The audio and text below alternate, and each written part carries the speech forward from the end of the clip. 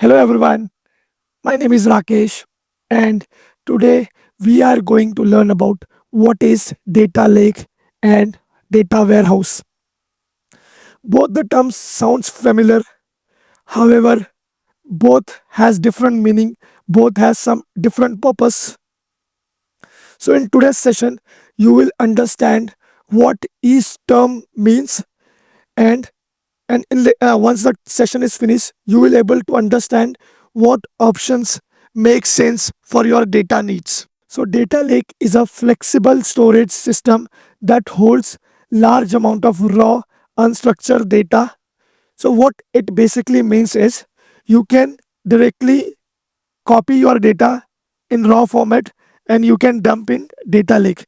So you don't have to define what is the structure of data, that you can do it later. So that makes data lake ideal for machine learning, big data, and AI workload, where you can have large amount of data, unstructured data, where you can experiment with those data. A data warehouse is opposite of what data lake is. It stores the clean, structure, and organized data. So whatever the data that you store in data warehouse, it's already have a predefined schema, or you already process that data and it's in structure format, and now that you are storing in the warehouse. So this makes data warehouse perfect for fast queries, dashboards, or reporting purposes you can use. So it makes data warehouse to read heavy workloads with ease, and even these teams can rely on this data because it's already in structure format. Okay, now we'll look what's the key difference between data lake and data warehouse. So first is data type. So data lake supports raw, unstructured, or any format data. In other hand, for data warehouse, it supports clean, structured, or predefined schema. For storage, it supports AWS S3, GCS Google Cloud Storage, SDFS, and Azure Blob. And for a data warehouse, it supports relational databases such as RDBMS. For processing, it has schema on read and process later. In the other hand, for a data warehouse, schema on write, process before storing the data. For primary use, it's used for like AI/ML, big data, or data exploration. For a data warehouse, it's for BI, dashboards, or reporting, you can say that. In scalability, it's highly scalable, handles massive volume. For a data warehouse, it's limited by compute storage, needs more resources. Cost for data lake, it's generally cheaper.